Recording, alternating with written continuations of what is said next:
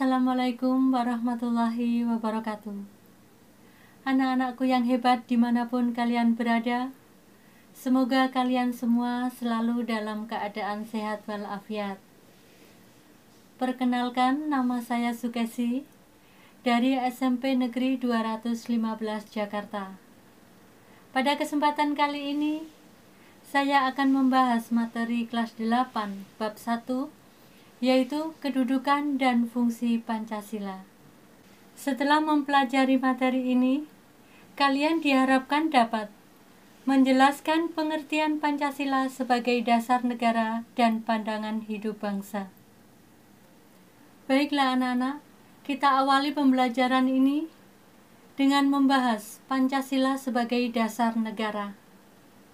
Kita ketahui bersama bahwa pada akhir sidang BPUPKI pada tanggal 1 Juni 1945, Insinyur Soekarno untuk pertama kalinya secara resmi menyebut 5 dasar negara yang dikemukakannya sebagai Pancasila.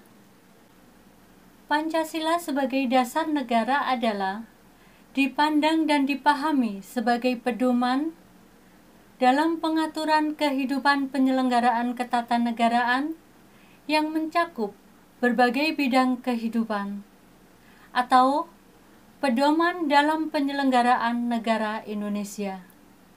Para pendiri negara, the Founding Fathers, telah menyadari pentingnya suatu dasar negara. Oleh karena itu, dalam sidang pertama BPUPKI pada tanggal 29 Mei sampai 1 Juni 1945, dibahas dasar negara Indonesia. Adapun tokoh yang memberikan gagasan tentang dasar negara seperti Muhammad Yamin, Supomo, dan Insinyur Soekarno. Anak-anakku, sebagai dasar negara, Pancasila menjadi norma dasar atau kaidah yang fundamental. Hal tersebut dapat dilihat dalam pembukaan Undang-Undang Dasar 1945, yaitu alinea keempat. Penempatan Pancasila dalam pembukaan Undang-Undang Dasar 1945 dikukuhkan pada tanggal 18 Agustus 1945 dalam sidang BPUPKI. Selanjutnya, kedudukan Pancasila sebagai dasar negara juga ditegaskan dalam Instruksi Presiden nomor 12 tahun 1968 yang tersusun secara hierarkis dan piramidal. Artinya adalah setiap sila dalam Pancasila memiliki hubungan yang saling mengikat dan menjiwai satu sama lain sehingga tidak dapat dipisahkan. Pembahasan yang kedua adalah Pancasila sebagai pandangan hidup bangsa. Pandangan hidup merupakan cara pandang, pedoman, dan arahan bagi seseorang untuk memandang diri sendiri dan menentukan hidupnya. Pancasila sebagai pandangan hidup merupakan sari dari nilai-nilai yang dimiliki oleh suatu bangsa yang digunakan untuk memecahkan berbagai persoalan dalam pengaturan kehidupan masyarakat dan ketatanegaraannya, baik urusan dalam negeri maupun urusan luar negeri. Bangsa Indonesia menjadikan Pancasila sebagai pandangan hidup. Dengan demikian, segala aktivitas sehari-hari bangsa Indonesia harus sesuai dengan nilai-nilai yang terkandung dalam Pancasila. Pancasila sebagai pandangan hidup bangsa Indonesia memberikan arahan untuk mencapai kesejahteraan dan kebahagiaan lahir dan batin bagi masyarakat Indonesia. Pancasila juga memenuhi fungsi sebagai berikut. Yang pertama, menjadi alat dalam upaya mengatasi konflik atau ketegangan sosial.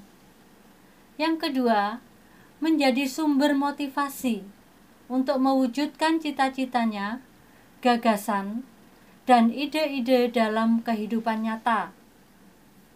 Yang ketiga, menjadi sumber semangat untuk mewujudkan nilai-nilai yang termuat dalam Pancasila sendiri. Yang keempat, menjadi jawaban untuk menghadapi perkembangan zaman dan menjadi sumber inspirasi bagi perjuangan bangsa Indonesia. Poin yang ketiga adalah Pancasila sebagai kepribadian bangsa. Dalam Kamus Besar Bahasa Indonesia, kepribadian bangsa adalah ciri-ciri watak yang menonjol yang ada pada banyak warga atau satu kesatuan nasional atau kepribadian nasional. Oleh karena itu, kepribadian bangsa Indonesia adalah unik, khusus, dan berbeda dengan kepribadian bangsa-bangsa lain. Pancasila yang menjadi dasar negara merupakan jiwa dan kepribadian bangsa Indonesia yang memberikan corak dan ciri khas serta membedakan dengan bangsa lain. Misalnya, gotong royong yang diyakini oleh Insinyur Soekarno sebagai hal yang harus ada dan menyemangati bangsa Indonesia. Sejatinya dalam tindakan gotong royong terdapat nilai kekeluargaan dan kerjasama yang khas serta merujuk pada kepribadian bangsa Indonesia. Anak-anakku, pembahasan yang keempat adalah Pancasila sebagai perjanjian luhur rakyat Indonesia. Pancasila sebagai perjanjian luhur merupakan suatu perjanjian yang disepakati bersama oleh seluruh rakyat Indonesia dan harus diamalkan serta dilestarikan. Berikutnya poin kelima, yaitu Pancasila sebagai sumber dari segala sumber hukum. Jadi semua hukum dan aturan yang berlaku di Indonesia harus bersumber dari Pancasila. Kedudukan Pancasila sebagai sumber hukum tercantum dalam pasal 2 Undang-Undang Nomor 12 Tahun 2011 tentang pembentukan peraturan perundang-undangan yang berbunyi, Pancasila merupakan sumber segala sumber hukum negara.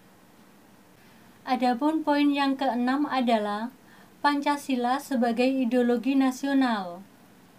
Dalam Kamus Besar Bahasa Indonesia, ideologi berarti cara berpikir seseorang atau suatu golongan.